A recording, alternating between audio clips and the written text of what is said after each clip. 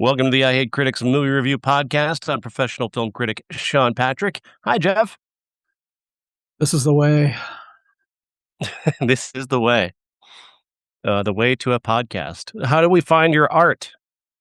JeffLassiter.com is my website. You can find me on Instagram, Jeff Lassiter Pop Cult. That's where I post stuff, although recently it's been pictures of my cat. And yeah, I don't have anything coming up until the end of June, which is QC FrightCon and Planet FunkCon at the River Center in Davenport, Iowa. So yeah, come and see me there. I will post about it in the coming weeks. Did a poster for them. I hope they're going to print that out so that everybody can get one. Yeah. How can they see your writing, Sean?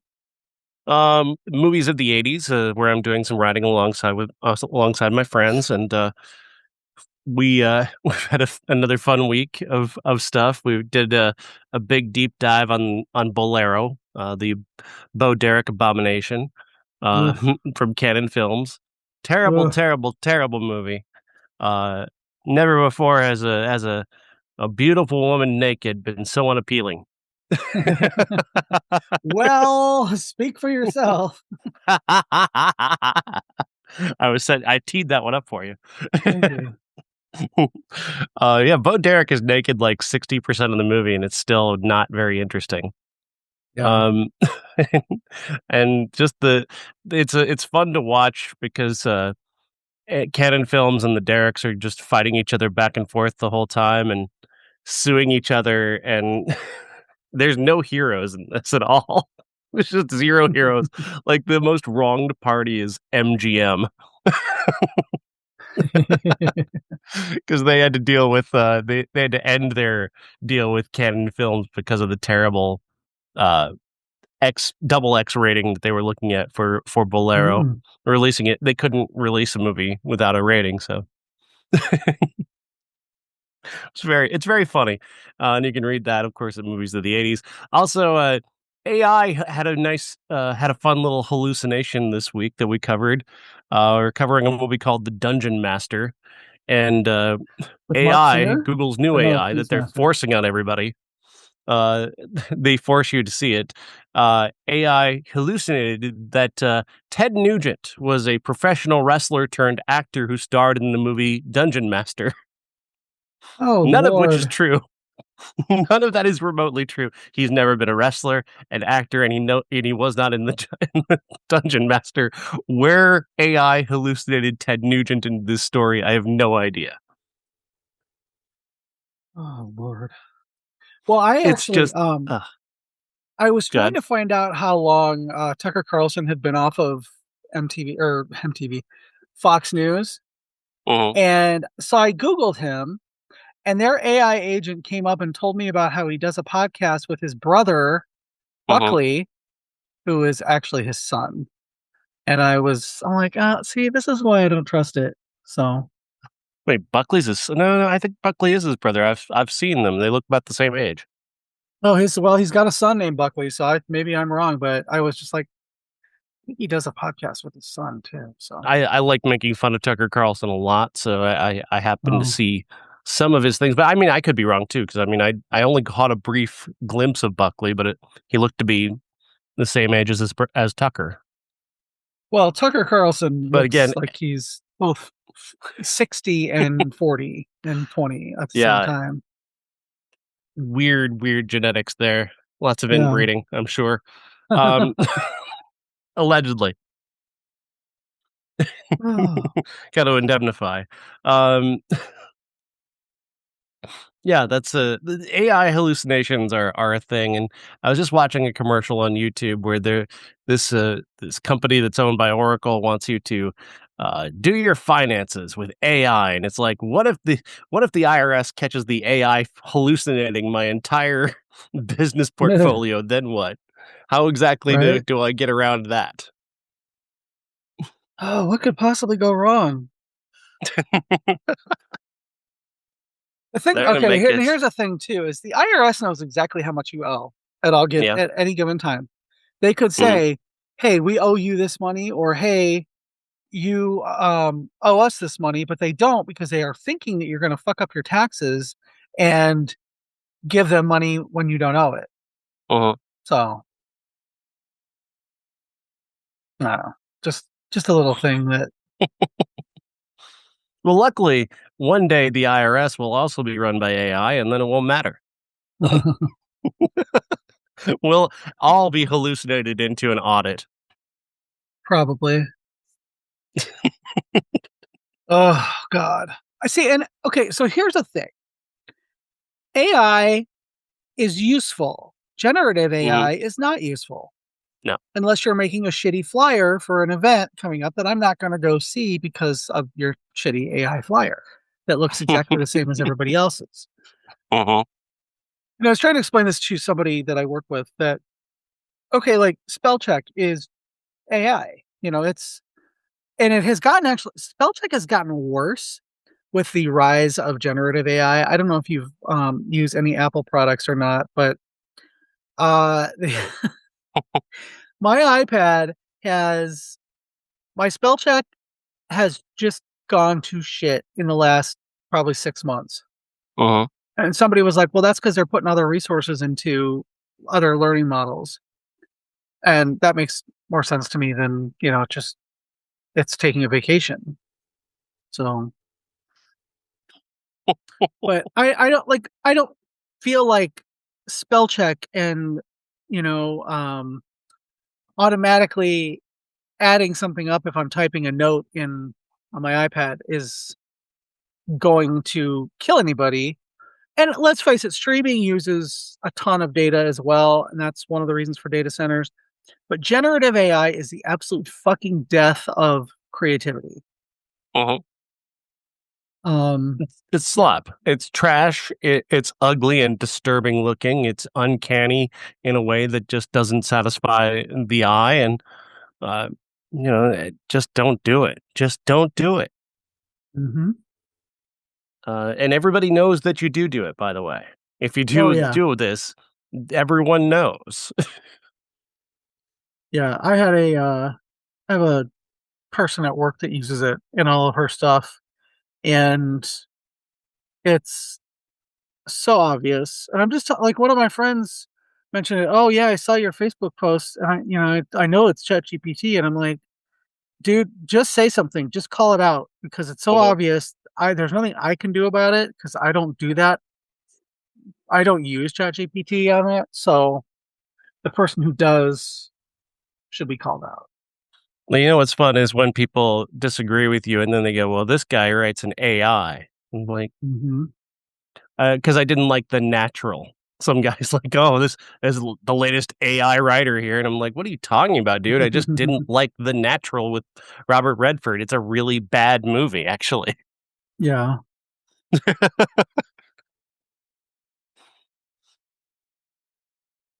yeah. I Yeah, just I just block them when they do that. mhm. Blocked. No need to hear from you again. Yeah, people are like, "Oh, why do you block people? Don't you want to like hear other opinions and stuff?" Yeah, I want to hear other opinions, but if I wouldn't invite somebody into my house, why would I let them have an opinion about anything in my life? Mm, So, I hear you. anyway, Mandalorian and Grogu failed at the box office, Jeff. It failed. yes, made 20 whole dollars, you would think. $81 million is such a huge failure. Oh, Lord, what the fuck, people? I didn't even make $81 on Etsy last week, so they can suck Yeah. my left tit. $81 million is just it's truly utterly bizarre that this is being considered in this day and age a failure. Like I understand that most Star Wars movies have opened to like nine figures, but like come on. I think 81 million is pretty good for a property that people really weren't that excited by. I don't think I don't think there was that much excitement around it. Um, $81 is a really great opening, actually. Yeah. And I the thing doubt there. I is mean, with the ratings that the Mandalorian and Grogu, the Mandalorian pulled on its own on Disney Plus, it seems like $81 million at the box office would be a pretty great return, actually. Yeah. Well, and especially for the fact that as a Star Wars fan, I like The Mandalorian as a show. Mm, It does it in the last season and a half has kind of delved too far into Dave Filoni's Clone Wars for me. Um, with literally, I mean, it was a fresh idea, and it could have been, Lone Wolf and Cub, but instead it's live action Clone Wars. And I was glad that none of those characters showed up for this, except for Rada the Hutt, uh-huh. um, or Stinky, as he was known in the Clone Wars. Um, I I struggled because I was like, I want to support Star Wars, and I actually, spoiler alert, I really liked it. Uh-huh. I was pleasantly surprised with how much I liked it. I was even more surprised with how much Rada the Hutt I liked. Um, so yeah, I don't think I think that a lot of people were saying, "Oh, well, I'll wait till Disney Plus." Well, those people are going to make money for Disney too, so it's not like it's going to be a failure in any stretch of the, you know. It's a No, little. it's It's like if they took The Office and they made a movie. uh-huh. That's the same thing. It's a TV show that they are doing a standalone movie for. Uh-huh. It's not, launching a brand new trilogy of movies or anything like that. It is literally a standalone movie that is based on a TV show. I don't know what people expected it to do. Were I they have no expecting idea. $300 million in one weekend? That's not going to happen anymore. We are not there anymore, I didn't especially even in know this what the economy. I don't even know what the international numbers are. The international numbers were probably, I mean, with the international numbers, you got to figure it's over 150, 175 million, Hmm. well, close to $200 million because people internationally love Star Wars. So I mean, I don't know. I don't know what the budget was of this. Maybe that's what people are talking. Maybe this had a huge budget that I'm not aware of. Yeah, I don't know. But I'm not sure how much money they spent on this. I literally have no idea. I've not. That's not something that I have even remotely thought of. So It's wild. It's wild that the standards. I guess I get it. It's Star Wars. You want to hold it to a standard, but holding it to a standard that it has to get over $125 million with every opening is like a bit much. agreed, 100%. Well, let's talk about the movie, The Mandalorian and Grogu. First of all, are you a big Grogu fan? He's okay.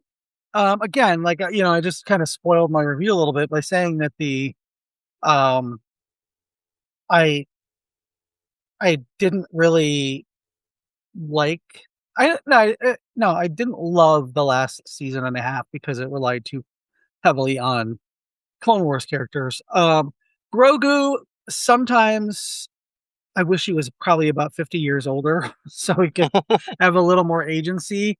Um, but one of the reasons that I liked this movie was because he just got an extended scene that was him actually doing shit. So Yeah. yeah, I was I am a fan now. Mhm. So I I uh I think this is a pretty good kids flick. I think that's mhm, I think if you hold it to that standard as being a kids flick, it's pretty good. And I don't understand why people demand that this be like it needs to be for adults. It needs to satisfy the every Star Wars fan. And it's like, what are you talking about, mhm, dude? This is a movie made specifically to entice new Star Wars fans. It's not made for you and me. They didn't make the Mandalorian Grogu to satisfy you and I, Jeff. As much as mhm. that might be disappointing to us, that I'm is not not disappointed. I that is get it. not why this movie was made. But it seems that Star Wars fans will whinge about anything.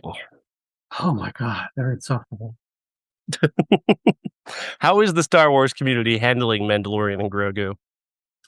Um, I've only heard a little tiny bit, and that's by design because I absolutely since The Last Jedi came out, I've absolutely divorced myself from most of the online discourse about Star Wars because Uh-huh. it is so toxic.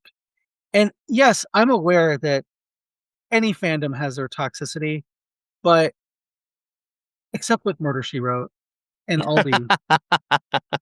Um, and Aldi is being overrun. Like they have an Isle of Shame Facebook page that is literally almost 85% AI posts about people now. And I'm like, I left the group actually today without, I didn't say anything. I wasn't, it's not the airport. I don't have to announce my departure, but um, I kind of like stopped engaging with Star Wars fans after I found myself literally defending something I'm not even a fan of because somebody was being an asshole about it. And I'm like, just let people enjoy things. And Uh-huh.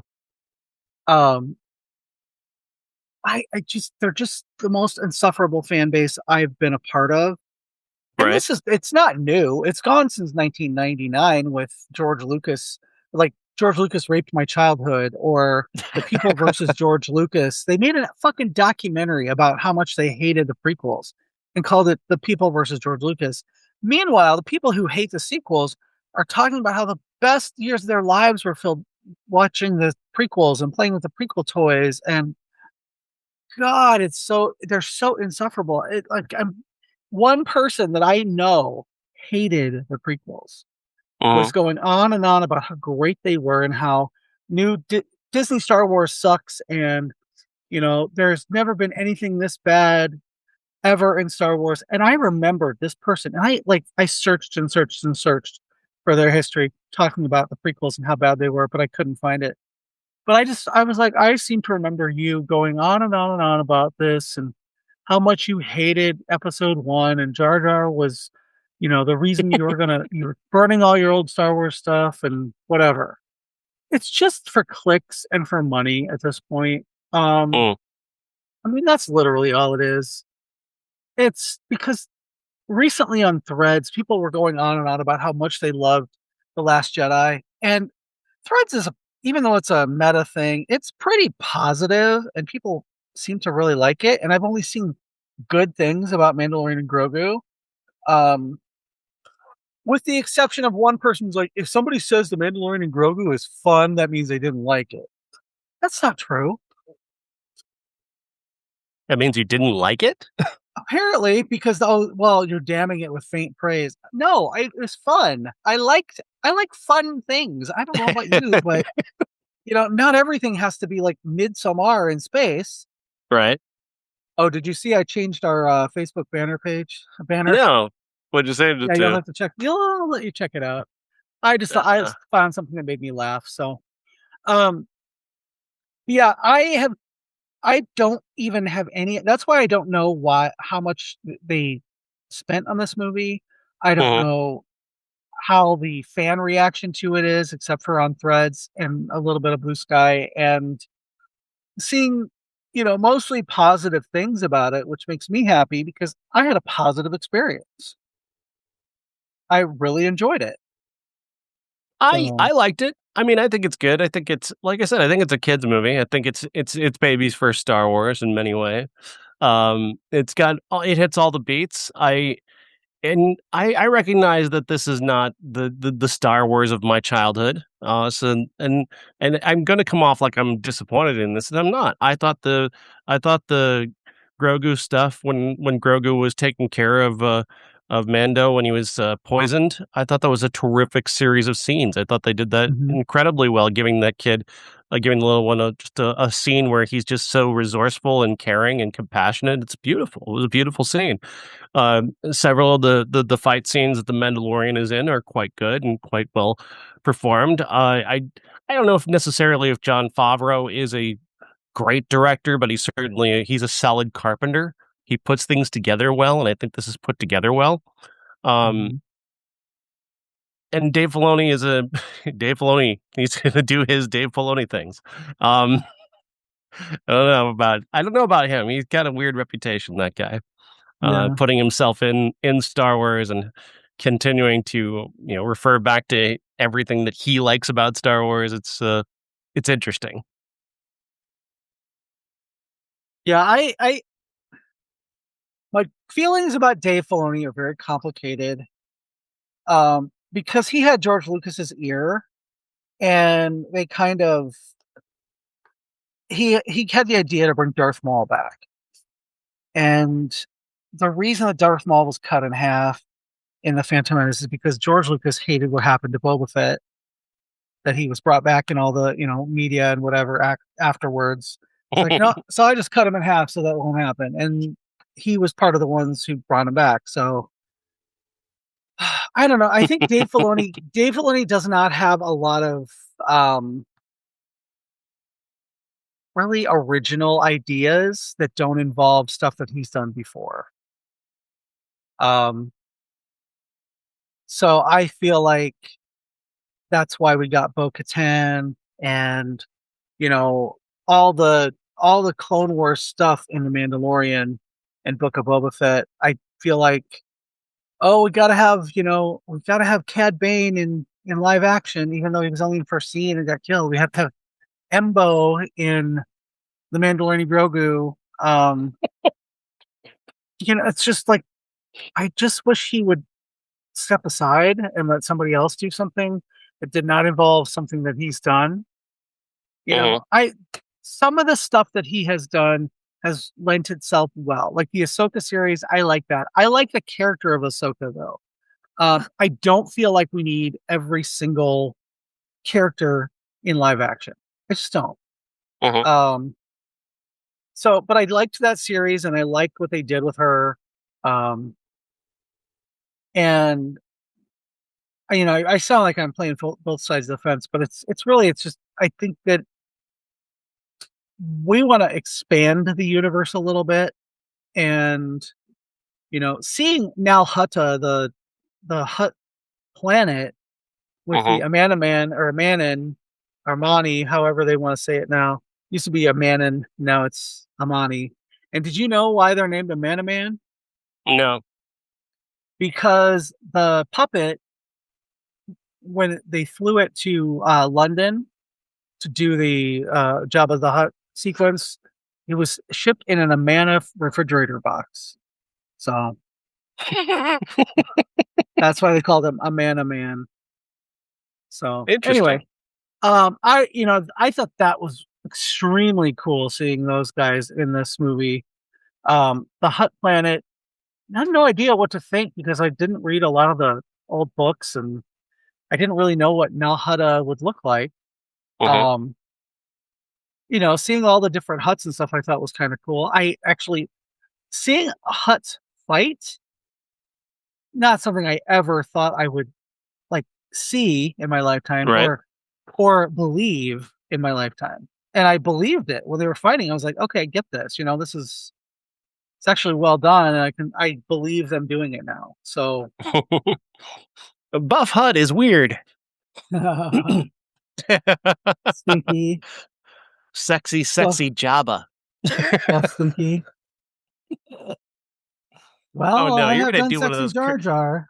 You're gonna have to do one of those cursed paintings, aren't you?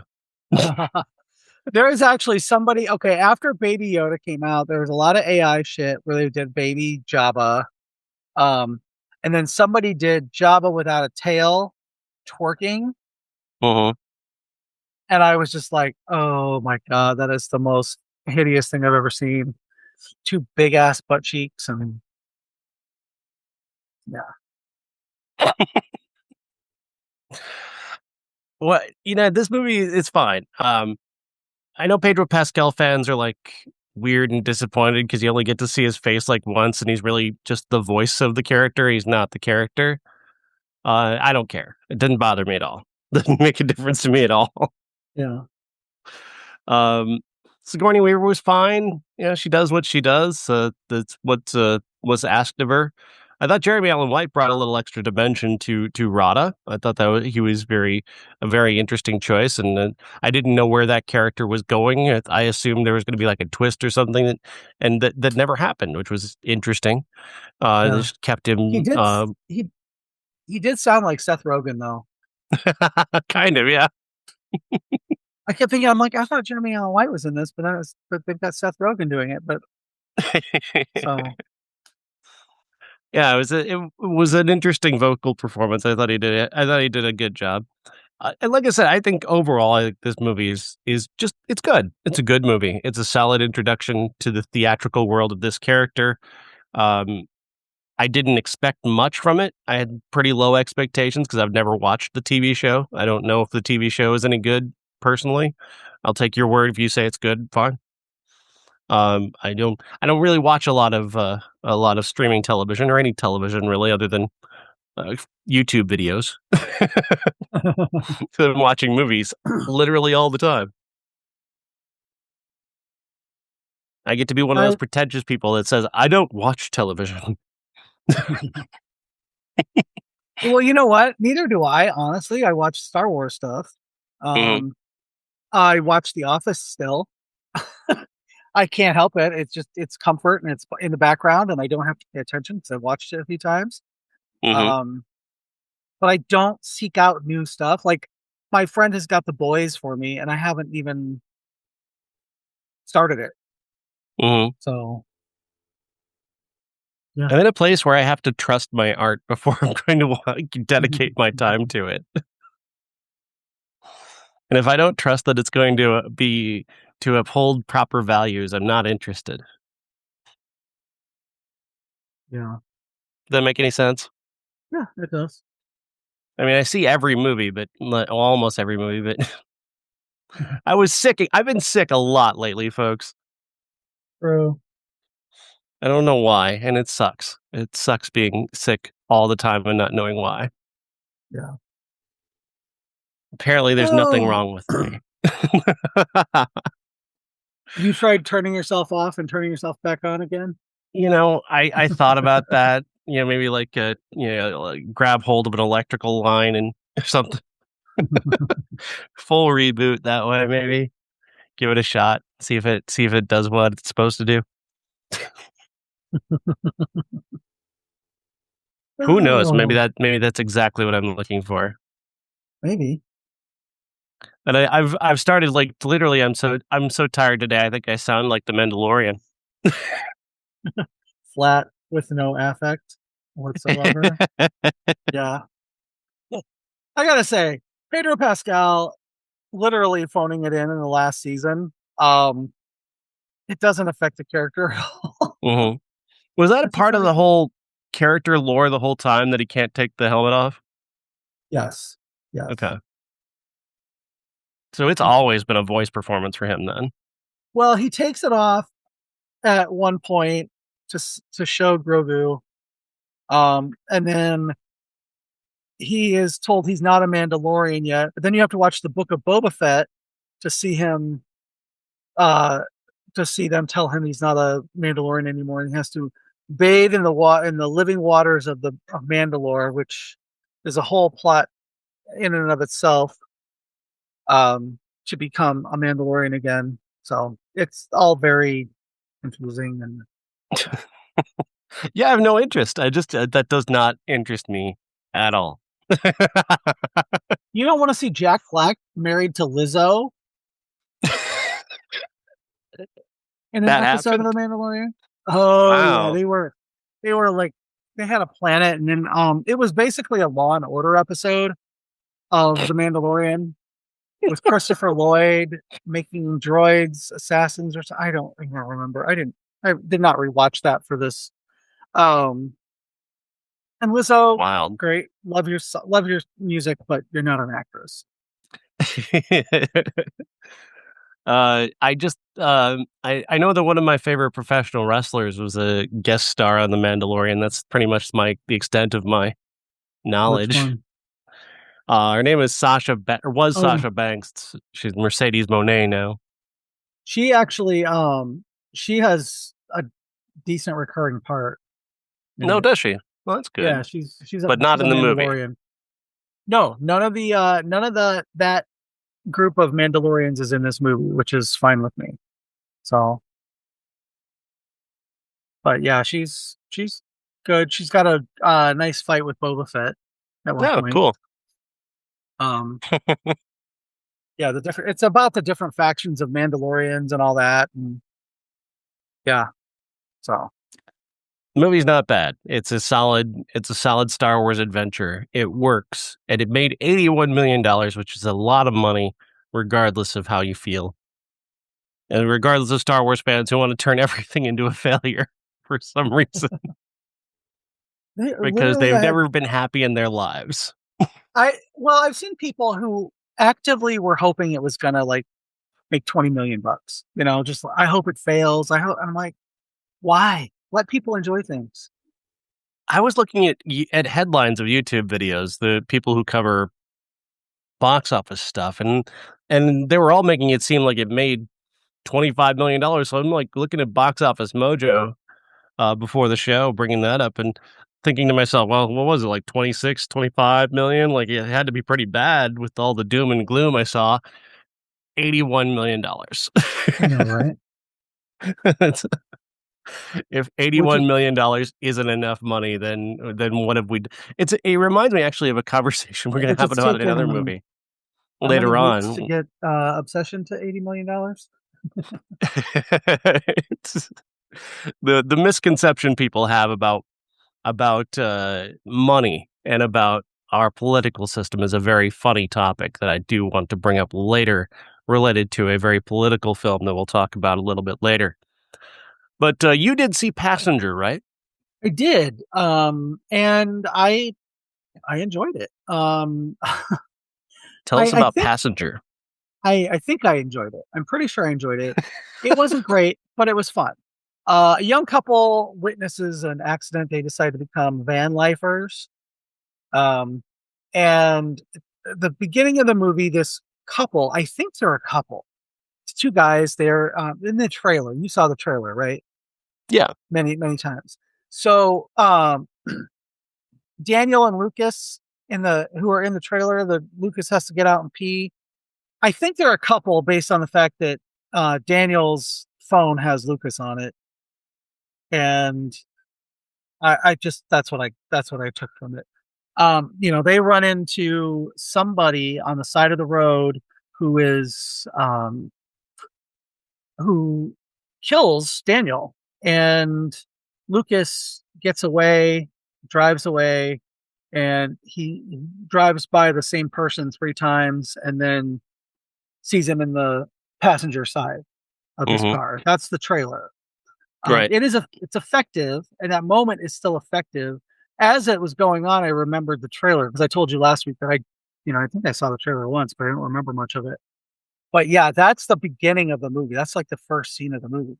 Um, and then you cut to Maddie and Tyler, played by Llobell and Jacob Scipio, who is just so hot. Um, I literally couldn't like I was distracted by how hot he was. I'm sorry. Um, and they have decided to sell their apartment in Brooklyn and become van lifers because that's something he wanted to do. Hmm. And they're out driving at night and they see Jacob flash past them and he gets in an accident. Well, they stop and they see that there's claw prints on Jacob's car, like a scratch, and don't think anything of it. They wait for the cops to get there. The cops get there. They're like, we didn't really see much, but well, this creature has marked them. And they find Mm. the next morning, they find the same claw marks on their van. And Maddie starts to see this guy, and the same guy that Jacob drove by a few times, and you're starting to like he gets a little closer each time. She gets warned by Melissa Leo, who shows up in this movie, Hmm. that don't drive at night. If it has seen you, then you're marked. And you are you're not going to get away from it, basically. Um, so they both start seeing this guy.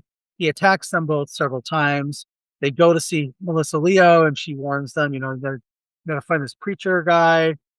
And it turns out that the passenger is actually a demon, and they are protected by St. Christopher medals because in the Bible, the passenger, played by Joseph Lopez, is, excuse me, a demon that walked with St. Christopher in the Bible for a while. Hmm. And that is why St. Christopher is the patron saint of travelers, apparently. Mhm. Um, a few things happen. They go back and forth. The demon is trying to stop them from getting to this church, and they finally get to the church and they vanquish the demon, and that's the end. Well, thanks for Um, telling us the whole movie, Jeff. well, we spoil shit on here. You're not going to see it because you didn't see it for the show, so I don't know.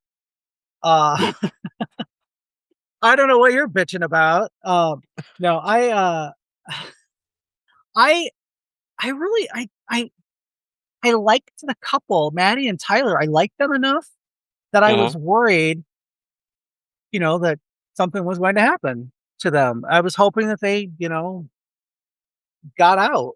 And, Mhm. at one point, Tyler sacrifices himself, but that's not, how those things go. Sometimes they sacrifice themselves and they come back. Sometimes they sacrifice themselves and they don't. Well, Tyler comes back. Spoiler alert. It's it's not like the one of the best. It's no Obsession. It's no what I think Backrooms is going to be. It is, it's no Hokum, but Mhm. it's fun. It's a fun, scary movie that you're rooting for them to get out of. It's directed by Andre Ovredahl, who did The Last Voyage of the Demeter and Scary Stories Tell in the Dark, Autopsy of Jane Doe. He Yeah, I does a think really that's good the one job. he's best known as. Jane Doe is the one that a Yeah, lot of people talk about. Demeter isn't a very good movie. no, we talked about that before. He is he is really good at setting up people that you want to know. That was Mhm. one of the things that I liked about Scary Stories to Tell in the Dark is I genuinely like the characters. Um, and he does a really good job of making you really like both of these characters. Neither of them does anything incredibly stupid, which is really Mhm. nice for a horror movie. Like even Obsession, they do some stupid things in that, but these guys don't really do anything stupid except keep living in their van um for after this starts to happen. Well, they can't, there's nothing they can do. So they might as well Right. live in the van because they're marked. Mhm. So but they're not stupid about it. They actually are proactive, which I enjoyed in a horror movie. They're more Sidney Prescott in Scream 7 than they are Sidney Prescott in Scream 1. You know what I mean? They're competent and smart and adults. And um, yeah, I enjoyed it. I was hoping they were going to get away. I was like, they're likable. So I think it was effective for me. So I'm sad Good you to didn't hear. see it. Good to hear. I'm sad you didn't see I it wish because I I would think, have, but like I said, illness has taken me for much of this yeah. weekend and much of my recent life, it would seem. I mean, I'm But sure it'll be I did, streaming soon because it was like the middle of the pack this week. So I did strive to see it. yeah. It just did not. It did not happen for me. Hmm. Can we pause for a second? I'm just gonna pause for Yeah, a of second here. course, of course.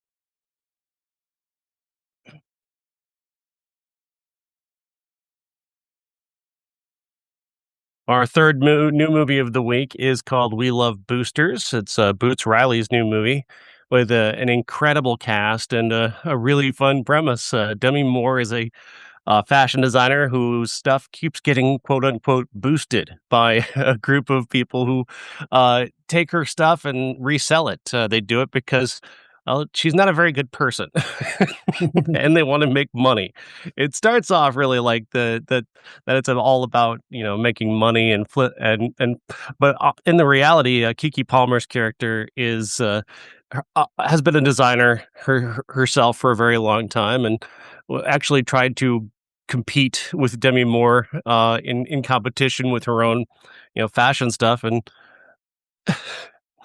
Demi Moore ends up stealing her stuff from that competition, and so it becomes we definitely get a sense that there's a righteousness on the side of Kiki Palmer and Taylor Page's characters that they have every right to feel the way they do about Demi Moore stealing their stuff.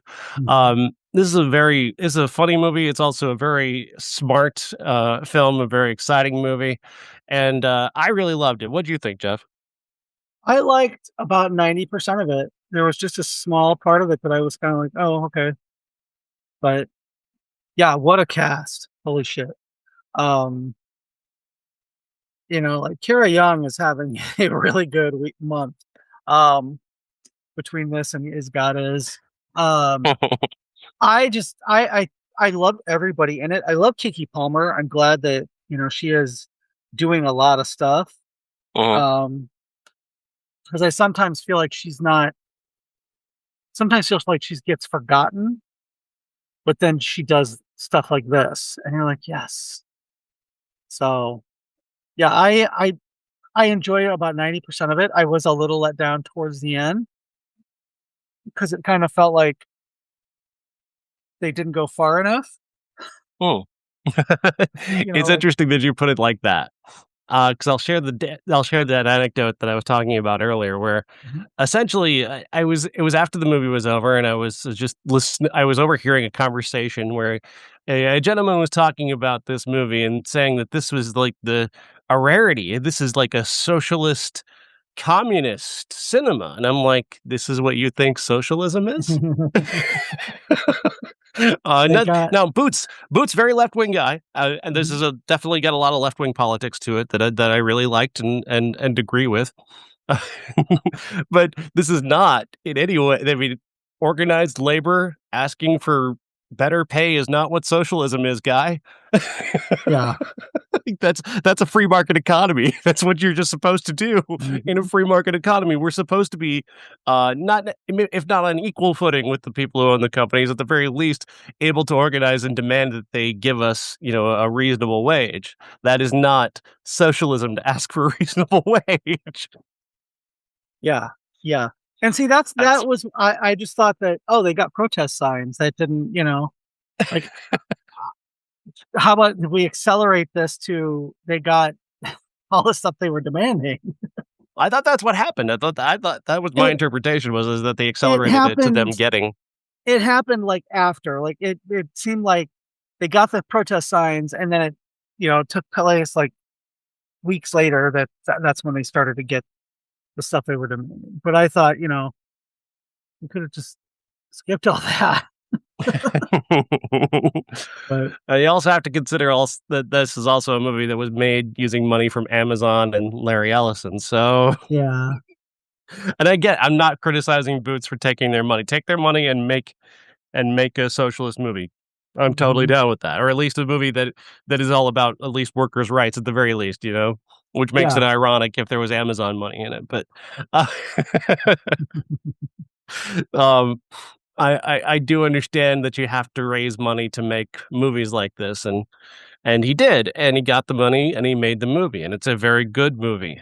Um, I was a little bit concerned about one aspect, and there's this machine in the movie that they discover. They think it's at first they think it's a teleportation thing where you can like teleport from somewhere else in the world because Poppy Lou's character John Who is able to teleport from Korea to America and steal things from Demi Moore's store because the people she works with in this sweatshop work for Demi Moore's character in the end, and she's not paying them anything and really just hurting them in every possible way because she's cutting corners and using terrible business practices and whatnot. You see her basically, she teleports in and she starts stealing all the clothes, which is what the boosters were doing themselves.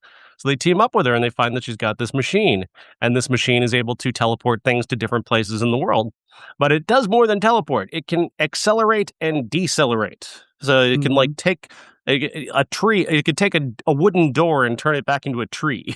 It can, yeah, it can take a police vehicle and turn it into a futuristic police vehicle, that kind of thing. Yeah. I was concerned that there was an aspect to this that maybe this was pro AI. I don't know. Is that what this is symbolizing? That AI could move us along faster? Oh, I didn't That get that worried at me. all. I didn't get that Okay, at good. all. Maybe that's just me. Maybe it's just me, my paranoid brain, because I don't think Boots Riley would be okay with that message. But No. at the same time, there's an element there that you could draw that line. Yeah, after watching the AI documentary the other night, I was Mhm. like, okay, all right. It's not the worst, but it is not great. And we're all gonna die. Um, but no, I don't think he's pro AI at all. It's just So this form of technology that can move us faster into the future. It just seemed like that's something like an AI bro would go, yeah, that's what AI is going to do. I mean, a lot of them think that, so who Mhm. knows? But But maybe he's subverting it. Maybe I'm just missing the bigger picture, and that he's using it to subvert it yeah, because he's accelerating a cause for the people as opposed to accelerating the cost for the people making money off of it. yeah, It's ironic, people. It's ironic. don't you think? Uh the Demi Moore's character just continues to play the same beat throughout about how she's this great artist and that great artists should never be questioned, uh and everything she does just gets more and more evil throughout the movie to the point where she's actually created, like, instead of creating clothes, she's created human skin that Uh-huh. people can wear over over like the musculature. Yeah. It's very disturbing, and there's this idea throughout the movie about whether you're making art or art to engage people or art of people, and that I thought was a very interesting conversation for a movie to have, and that Kiki Palmer's character is very much on the side of artists creating art for people, not of people, and Demi Moore is using them as her art and really not caring whether they like it or not. Yeah, she some of the stuff, like her crooked office Mhm. is That like, was weird. what the fuck? Why are we doing this? Um, but yeah, she got like there was a time when Kiki Palmer, when Corvette meets her, she sneaks into her office and she meets her. You think she might be kind of on the good side. She might be Mm. the one who's kind of saves these guys. But she just gets progressively more terrible as the movie goes on until the end where she's just like, I want everybody to die so I can make them skin suits and shit, and I'm like, oh, actually terrible. So Perfect representation of corporate America, though. totally, totally true. And the stealing of the art, the fake Mhm. stuff that she does, like taking other people's art and making it her own. The way she makes everything monochrome, like all one color. Like, there's definitely an idea here that she is the subject of the satire, that she is not as nearly as creative or brilliant as she thinks she is. Oh yeah, And definitely. and I think that's really what the heart of it is showing that her very corporate, money driven approach is wrong and ugly and stupid, and I'm totally down with that. I don't know why Lakeith Stanfield is a demon. I think just to give the a pussy joke,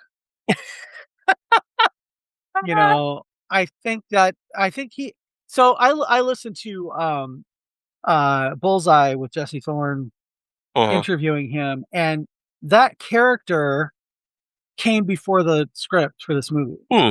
Okay. he said that Boots Riley said, "I got this character, and I want you to play him. I'm going to write a movie that he's in."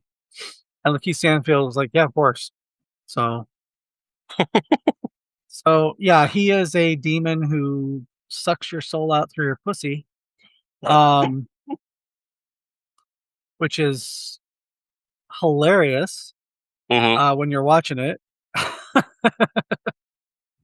I was just like, "Wait, what's that?" Is very, very, very intense cunnilingus going on there. And it Indeed. goes on and on and on, and then you realize he's some sort of snake demon thing, and he's got Fright Night teeth, and yeah, that was very, very Boots Riley to me. It was very funny the way that Naomi Aki reveals that to Kiki Palmer, like, "Look, you need to know this." She Yeah, just passes this along like it's gossip. Like, this man has just killed this woman by eating her pussy, and they and just he pass it sucked along out her like, soul. this is something you need to be worried about on a dating app. Like, you don't want Yeah, So there are good jokes about it. And maybe thematically, like soul sucking, certainly is kind of a sort of representative of what Demi Moore's character is also doing because her art is sort of soul sucking in a way.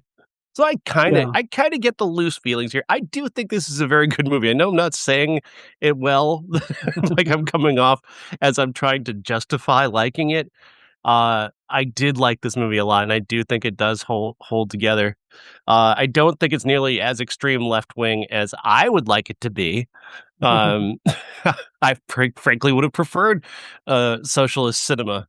This gentleman was talking about after the movie, but uh, it's very funny to me though that we are so beaten down by oligarchs and by by the modern economy that we think workers asking for pay and good, reasonable pay and working conditions is socialism.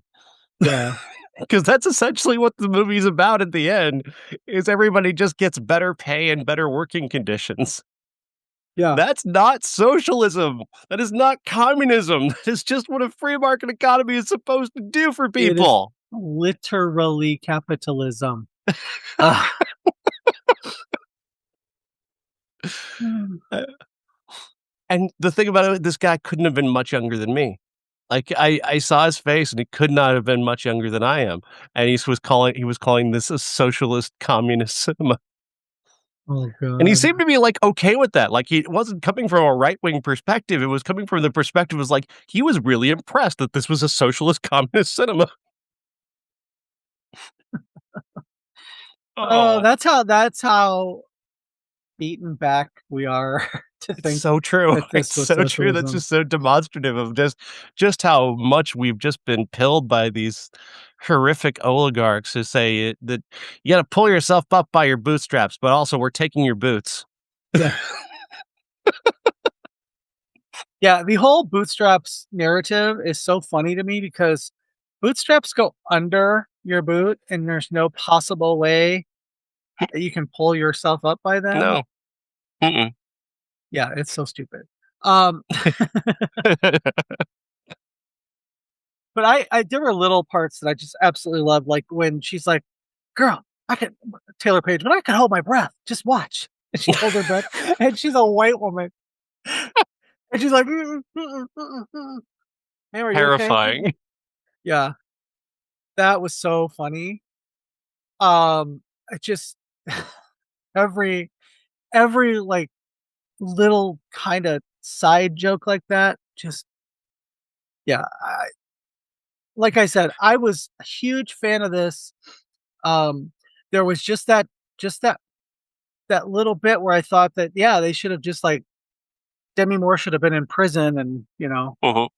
but Well, yeah, I wanted it to go further, as well, and, like, every one of those people who was pretending to be concerned citizen, like, you've got Don Cheadle playing a guy who's basically running a pyramid scheme, which Naomi Ackie is un just completely dedicated to. unrecognizable Don Cheadle. Unrecognizable, yes, he is. Um, Jason Ritter is, like, supposed to be this underground, like, left-wing Alex Jones, but in reality, he's actually very much on the right side, which I thought was another very good one. Then you've got, Kara Young, crying black mother, was very funny. That was a very funny character. Hey, aren't you crying, Black Mother? It was literally her character's name was crying Black Mother. That Yeah. was so funny. There's another Uh character in the movie. Her job is just to say, you know what? I think we don't pay enough rent. huh.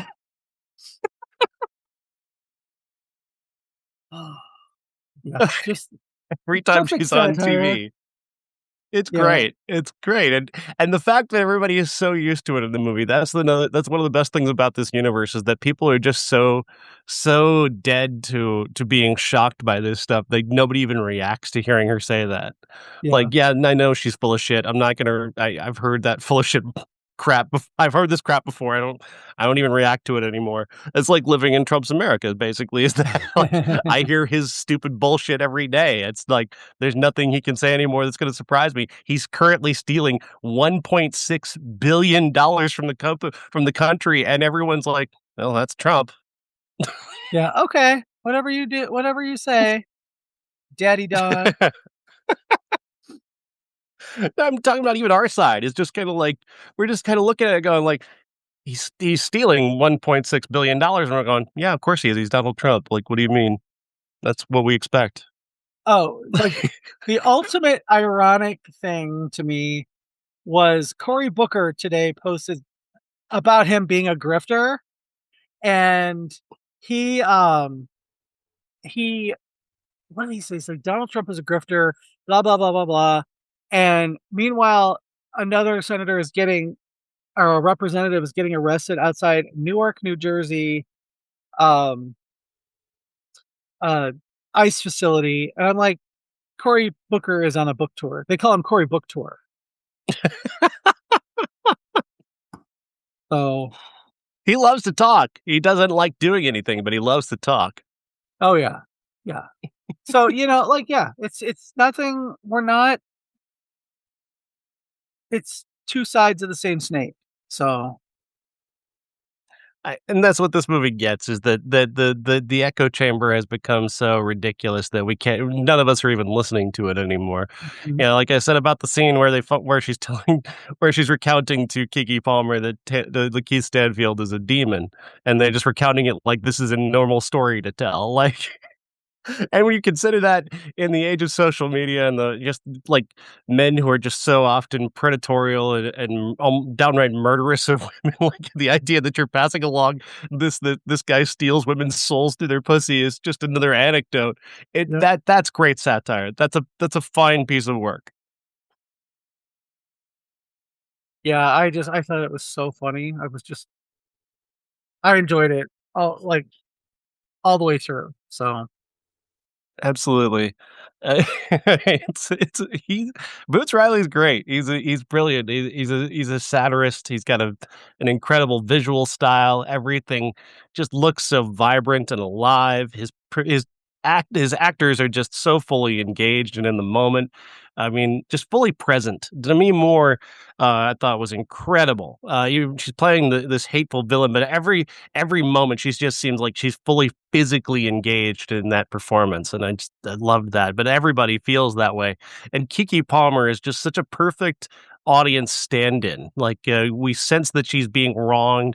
We can sense this sort of awakening that she's having about what real justice looks like and what real art is, and that's fun to watch. And yeah, it really does all just seem to come together. I like us, like we both say, I think it could hit harder at the end, but as it is, it's really, really, really good. yeah. Mm. Yeah, I really enjoyed it. I'm glad I got to see it. I went yesterday. I almost didn't get to see it, so But I'm just glad I did. folks, if you take one thing away, this is not socialism. Socialism is a whole different matter than what I Love Boosters is. Yeah. If you think this is socialism, you need to go back to school or just consult a dictionary, really. Don't ask Google because it'll just hallucinate something to And you. don't ask your right wing uncle because he thinks anything that is not fascism is socialism. Socialism, that's what Hitler did. No, no, no, sir. No. Uh, Not even remotely close. oh yeah. So, I picked the classic based on a couple of the images from this movie and the Mhm. garishness of some of the costumes. Classic this week is Party Monster. This is the story of Michael Alig, a murderer in the world of New York dance clubs. Yeah. The famous club kids. He was one of the leaders of that group, and he the true story is it was and this is based on the uh documentary of the same name, but also based on the book Disco Bloodbath. Um, he rose to prominence by throwing parties throughout New York when he came from Indiana, and he meets James St. James, who was played by Seth Green in the movie. Who it's framed around his interview around his book Disco Bloodbath, and he tells the story of how Michael um, rose to prominence and then murdered a drug dealer that was part of his inner circle, and then drugs and sex and murder got put him in prison. And Michael Alec was released about 10 years ago, and he died in 2020 of a heroin overdose. So, not that Hmm. the world is any better or worse now that he's dead, but um, this movie it hits way different in your 50s.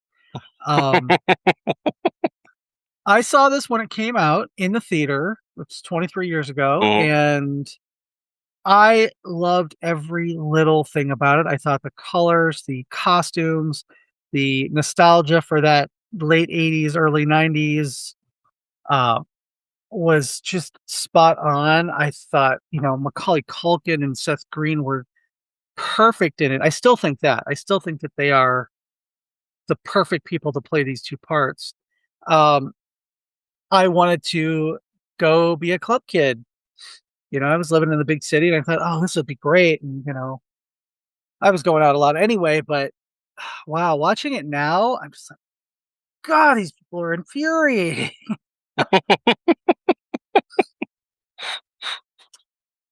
I think the only one that I did not want to kill was Seth Green, was James St. Mhm. James.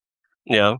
Because even though he just wants to be famous, he doesn't want to hurt anybody. He actually likes to help people. And he just wants to be fabulous. And he is. He still is. James St. James is still around. Um, and Michael Alec comes in and just kind of hijacks everything about all the good stuff about Seth Green and the bad stuff and the drug abuse and addiction and whatever. But takes it all over and then turns it into the ugliest part of the party scene. Their dynamic between Macaulay and Seth is fun, and the back and forth, but as the characters of Michael and James St. James are very funny, especially all the times where Macaulay Culkin or when Michael says, "You're my best friend," and he goes, "No, I'm not." Just continuously throughout, he just keeps reminding him, "I'm not. I'm really not your best friend. I'm really not. The way Seth I'm Green the one says who turned you into the Michael, police." the way Seth Green always goes, Michael, like, I can't believe you're doing this to me. Yeah, I still love this movie. It's just a lot different the older you get. Mhm. Um, and when I when I first saw this, I had met Wilson Cruz, who plays Angel, and I don't know, I just didn't have a very high opinion of him. But Huh. now knowing he's a decent person and whatever, and he's gotten older and wiser and whatever, I really felt for his character because he just wants to be accepted. And, Mhm. he comes from this the actual Angel came from this hyper masculine family, and, he ends up being with all these people that he feels like he fits in with, and then they kill him. So, Mhm. I felt a lot different towards his character watching it now than I did 25 years ago. Drugs are bad. Don't do Mm-hmm. drugs. Drugs bad guy. Yeah. It's at times the movie is just a little too broad. Macaulay Culkin has stated that though he does appreciate having done this movie, that he would have played the character a little bit differently. He felt Mm-hmm. that he had a better handle on the real Michael Alec, and that the directors were pushing him towards a more fabulous version of the character. And Mm-hmm. I can sense that. I can sense that his heart sometimes isn't entirely in when he's being asked to be a little bit more of a stereotype. Yeah.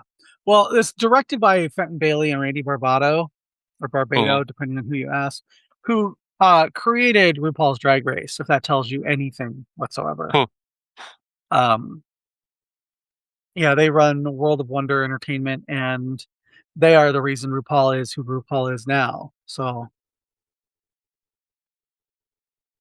I've got yeah, no problem with big and broad and out there, stuff, but I, I don't know if it necessarily served this particular story because at times some of the stuff veers into comedy that takes away from the fact that there's going to be a person who's murdered hmm coming soon and kind of at the center of the story. And I also feel like they should have really nailed the absurdity a little bit better in terms of Michael just going around and telling everyone that he killed him.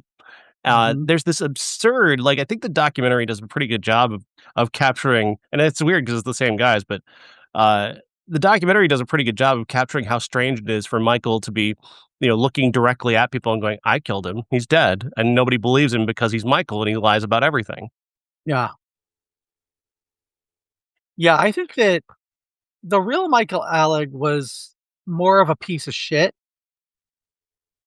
than Macaulay Culkin is tasked with playing him because, and I feel like that's on the directors because they want you to sympathize enough with him that you buy his story. You know, they buy him throughout the movie, and you don't turn against the movie. Mm. Um, so I feel like that's maybe why um they did, That's on why more they like a said. structural problem, like because Michael's not a good person. He's not a good character, and having Macaulay Culkin try to play him sympathetic is a weird choice. Yeah, Would yeah. were these guys sympathetic to Michael? Like, did they feel for him? I mean, they I were did. around him, I guess. Yeah, that I don't know. I mean, I would assume so. I think they were part of the club kid subculture, I believe. So Mhm, I'm sure that, like, I know that I've met a couple of those people that were in that who said, I just always liked Michael. He was so likable. And, the one person I was fairly decent friends with in New York said, well, Michael was just Michael. That's um hard to put a label on him. He was very kind sometimes, and sometimes he was, a real shit. And it mostly had to do with drugs. mhm. The higher he was, the worse he was. So, I mean that goes to show you if drugs are bad and et cetera, et cetera. But that's kind of that was what I took away from, maybe that's why maybe they saw like some of the good parts of Michael out and about and then heard all the stories after. So, There's also a part of it too, where if you're an outsider, you kind of want you kind of want it to mean more, and to have it mhm. be so empty and so like it didn't hit Angel's life didn't matter, Michael's life didn't matter, like nobody matters here. It's a very what do you want to say? It's a movie that doesn't have a lot of feelings. Yeah. It's kind of an emptiness is the kind of way you come away from it. Other than the life that Seth Green is bringing as James St. James, there's a lot of really ugly things about this.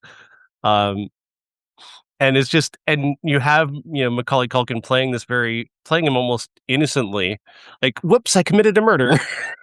Mhm. It just it gives you a sense that like this didn't matter in any way. And that's really when people think about someone being murdered, the idea that someone being murdered doesn't matter feels very, very strange. Well, I feel like Michael Alec himself was, he was got by on his cornbread innocence Mhm. for so long that I think that he thought that if he talked that way to people and he was just, just folks kind of thing, that people would give him a pass because they did, because he was young and cute. And then when he started to get ravaged by drugs, he kept that persona up, but he really didn't, it didn't work as much with as many people. So Yeah, is one of those people who comes off in the documentary, especially, as somebody who was constantly inventing himself, taking pieces of other people and making those into Michael Alec. yeah. You could see that in the scene early on where he and Seth Green meet, and he's already beginning to take pieces of James St. James as his Uh-huh. own. Yeah, and I feel like they kind of hit you over the head with that lunchbox. Oh, look, he's appropriating things. So, That was a bit heavy-handed, yes. yeah, I don't think that, Randy Barbato and um what's his face? Whatever. I don't think that they are what you would call elegant directors by any means. Mhm. So, the fact that, um they did stuff like that throughout the movie was kind of like, okay. I got to give a special shout out though to Natasha Lyonne. She was so fucking funny in this movie. She's just like dumpy and dowdy, and she just wants to be liked so much. She's like, "Oh, do you want some of my drug salad?" And she's sitting back there like just a mortar and pestle, and she's just grinding up pills and shit, and just like completely eating the scenery without taking a bite. So Yeah, she just finds something in every character that she plays, and, I like this part of it, I'm gonna play this part, and that's the part I'm gonna play. exactly. And there's so few actors like that anymore that I really appreciate just how much it makes her stand out. Well, and the fact that she is a standout in this movie full of all these characters, and she's Mhm. probably one of the more normal people because she's not, yeah, she's got her braids and her all the shit in her face, as they would say in Pulp Fiction. But I, it was really kind of, she jumps off the screen at you with all these people in crazy costumes. So I don't think this is a good movie per se, but I think I get what people see in it, uh but I don't necessarily come away wanting to think about it anymore. fair enough. It does have a lot of quotable lines, and that's something I'll always remember. Like, I have told people that I am not addicted to drugs, I'm addicted to glamour. And I actually did a sticker of James in the troll costume, and that was the quote I used. So I have a yeah, hard time, I think, with just getting over Seth Green being Seth Green. I just don't see him in this universe. He's great, though. It's a completely transformative thing, and I've seen interviews with the real James St. James where he's really he captured the essence incredibly well, but he still is like, "Seth Green?" one of the things though is when this came out, Seth Green wasn't necessarily Seth Green. He was Oz on Buffy, and he'd done child acting, but this was kind of a breakout role for him, I thought. So yeah, Oh, well, I like go it. ahead. I enjoy it. It's one that I will watch every once in a while. But I can see where, people might just not like it. So Considering my feelings about Obsession, I'm just not into Bleak. clearly. I've gotta get through a day in Trump's America, God damn it, that's bleak enough. Somebody I read a thread today about Obsession that was interesting, if a little stupid. Hmm. And it said that um, Nikki is possessed not by a demon, but by Bear's dead cat. And that is why it walks the Nikki demon thing walks funny sometimes. You know how like a cat will make a couple steps back and then jump back, do that thing. Um, how it threw up kibble uh, and it waited by the door. A couple other things that I was just like, okay, that's kind of interesting, kind of stupid, but kind of interesting. Right. I'm not sure where you get that when the cat when so the cat like cut up its own body and served it to him? Well, no, the cat was like possessing the body, but Right. That I mean it that would mean made the her do cat shit. Yeah. right. But that Well, would that's mean that the cat forced her to cut up its body and serve it to him as food. maybe it was like I want to be part of him because I miss him so much. I don't know. Mm. It doesn't matter. It's a stupid little thread that I thought was funny. It is Um, funny. I like it. but yeah, like there is so much discourse right now about who the villain of that movie is, and I'm like, it is 100% Bear and about 75% Ian. So If men just had any emotional intelligence whatsoever, this obsession never happens. yeah. Just those are facts. Go to therapy, guys. If you just go to therapy if you're unable to speak to a woman honestly and to give yourself make yourself open to being hurt. Just go to therapy. You need therapy. I was Be you. I was vulnerable. there. I went to therapy to get past my own fears of rejection and it helped. I can now treat people. I can treat women like people now. It may not Guys, have been true of 20-year-old me. I am telling you as a gay man that women love vulnerability in guys. If they don't, they are not the woman you want to be with. It's true. You got, I mean, but you got to just be willing to be hurt. You got to Mhm. you got to take risks. And if you're not willing to take risks, like Bear, you're going to end up, wanting everything to come to you easily, and nothing in this world will ever come to you easily. Yeah. Nothing. And if it does, it's probably not nearly as good as it is true. Yeah. I also think that like that the somebody was saying, "Oh, Bear is the villain and all this," and I said, but he acts like such a nice guy." And I said, if he was a nice guy, if he was a really nice guy, his wish would have been, I wish that Nikki was as happy as she could possibly be. Yes. And then if she chose him, then he would know that it was really him. Yeah. That So he's selfish and he wants everything to be his way, and when it doesn't go his way, and it, even when it does go his way, he's still not happy. mhm. Yeah. Um, New this weekend, the Backrooms is the big one. I think that should be the big one. It's the one I've seen the most talk about. Yeah. I've had a couple people say, "Oh, I'm gonna see Obsession, but I want to see Backrooms first." Hmm. Like, okay, I would see Um, both, but you, you it's just me. we're not going to see the breadwinner, the Nate Bargatze thing. I think there's no need for that. Thank you. I, I've already seen Mr. Mom. I saw a very good version of Mr. Mom with Michael Keaton.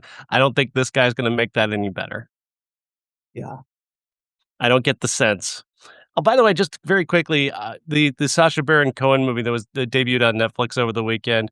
What is? Why do people think that if women were in charge, they'd just be men? What I is don't that know. thought? Like women were in power, they'd just be men. They'd be farting and they'd be misogynistic towards men. It's like fuck, No, no, that's not. No, fucking no. idiot. It's a reductive, moronic idea. made up by I an watched incel.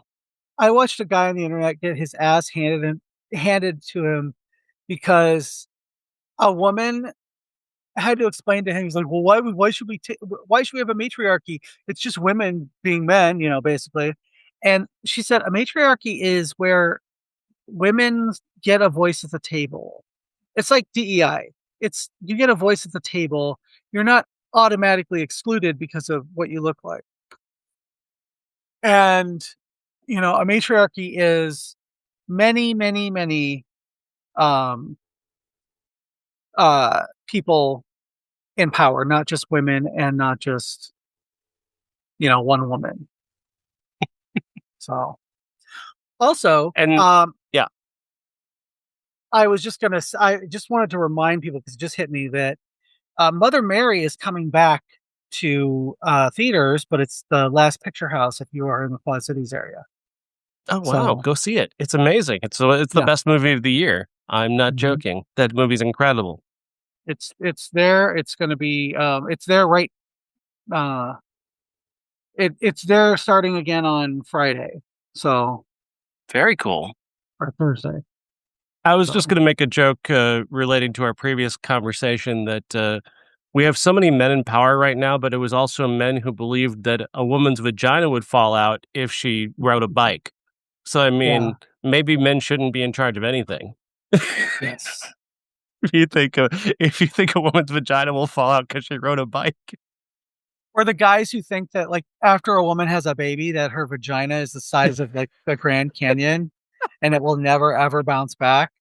So they just have to have sex with somebody who's 15 because they have nice tight vaginas. It's like that kind of logic God. or lack thereof is the reason why I know gay is not a choice because the proof is I'm still attracted to men.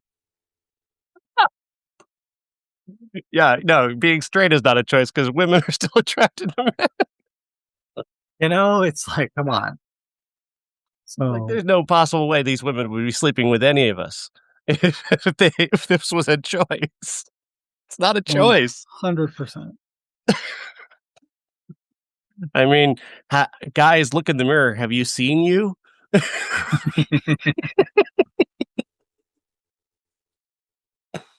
Again, I Yep. went to therapy. It really helps. It makes it makes a big difference. Also new this weekend, we're skipping the breadwinner. We're not going to be talking about that. Pressure, starring Brendan Fraser as Dwight D. Eisenhower and Andrew Scott as England's weatherman. This trailer makes no sense. Um, I don't know exactly what they're trying to say with this movie. He can't change the forecast. He's not God. Like Eisenhower's pressuring him to give me the forecast I want. I'm a weatherman. The forecast is that there's going to be a storm. That's just literally all I can tell you. God damn it! I am sending men to the beaches of Normandy. Tell me there's not going to be a storm. Well, no, I'm a weatherman, and it's science. And science, the science tells us there's going to be a massive storm, and people will be killed. Don't know what is the drama of this movie.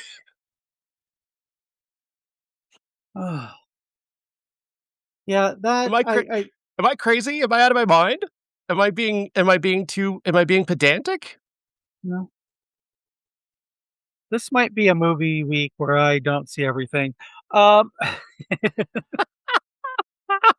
just saying. That sounds actually I terrible. have to know what this movie is because the trailer is so stupid. It's just so dumb. Like he's going to be able to change the forecast based on, well, we've decided that Normandy is going to be D-Day is going to be this date. So change the forecast to what we want it to be. Well, no, I can't. It's science. Hmm. Like the weather's going to be what the weather is. What do you want me to tell you, man? Yeah, that You know sounds what? If terrible. I'm and like he seeks out like in the trailer, like Eisenhower is seeking out the best meteorologist in all of England. That's who Andrew's playing, and so he wants an accurate forecast. But then he's like, I guess he's afraid that this forecast is going to scare the men into not wanting to storm the beach. Is that what it is? I don't know. I gotta know. I gotta see this movie because none of it makes any fucking sense.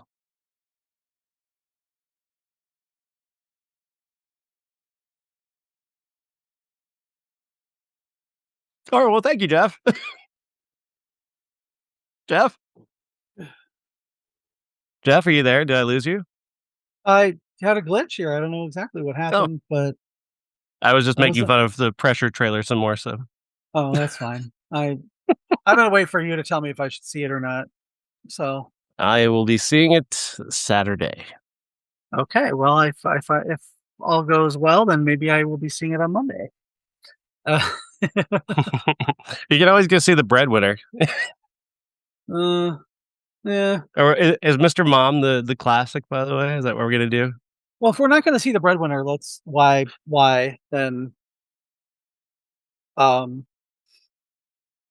I don't know. That's a good question. Um, The Weatherman with Nicolas Cage. I'm trying to see. I don't know what Backrooms is about because I Mm. literally just heard the one. I heard the elevator pitch for it, and it sounds interesting. But I'm like, I want to know a little more about it to see if there's a classic that we could do on that. It's Although, about the danger of liminal spaces, the spaces that look uncanny. So like I don't know, like Argento or something, you know. hmm, hmm. They have found the back rooms, the real back rooms. They found out where that photo came from, by the way. Oh, really? Yeah, it was an internet phenomenon for many years. People wanted to know where this picture of these back rooms was, and it was at I don't know if it was Wisconsin or Michigan, somewhere in the Midwest. Anyway, it was a display. It was a display for various different stores, and then it got cut. They just built on top of it and didn't use it anymore, and it became a basement. Huh. And then somebody took a picture of it empty, and the concept of liminal spaces was brought up. I think it was on Reddit, and people just kept staring at the photo, going, "This is uncanny and weird." Because it doesn't look like it ends. It looks like it's just the space looks both old and young. It goes on forever. It's infinite, but it's not infinite. And that is a fun concept. It is a really cool way to let your imagination run wild. Hmm. So yeah, if you could think of movies about liminal spaces, there you go. That'd be a classic. Or a movie about store. We could do Sharknado. Ooh. Um, I will post later tonight or tomorrow what our classic is going to be. I have an idea, but I have to see if it's available for us. So All right. Thanks, Jeff. thanks, Sean. Thanks, everybody.